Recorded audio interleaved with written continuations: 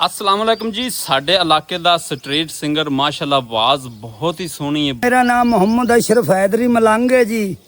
ते घर बार मेरा 131 थाना अहमदयार 31 कलतारू दे सेंटर च मैं रहना जी, बाबे मोहम्मद सियाल वाली दे दरबार कोल। हुण तुसीं सानू की सुना रहे हो जी?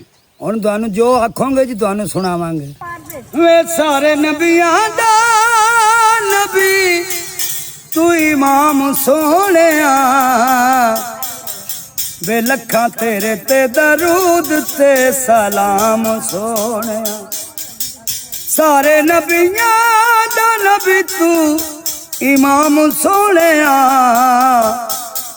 वे लखां तेरे ते दरूद ते सलाम सोहणिया। वे तेरे वर्गा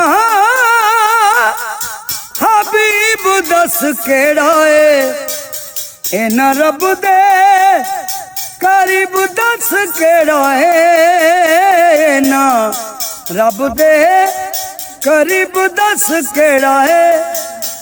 पाया तेरे जिया किसे ना मकाम सोहणिया, वे लखां तेरे ते दरूद ते सलाम सोहणिया। सारे नबियां दा नबी तू इमाम सोहणिया, लखां तेरे ते दरूद ते सलाम सोहणिया। वे तेरा मुख जिवें वर्के कुरान दे, तेरे कम जिवें कम रहमान दे। वे तेरे दर दे फरिश्ते गुलाम सोहणिया, लखां तेरे ते दरूद ते सलाम सोहणिया।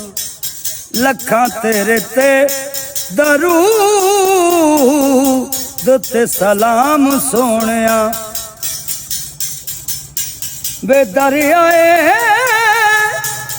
सवाली नू नी मोड़दा, दिल किसे भी गरीब दा नी तोड़दा।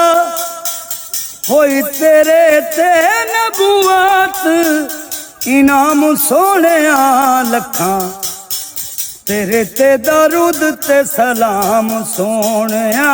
लखां तेरे ते दरूद ते सलाम सोहणिया।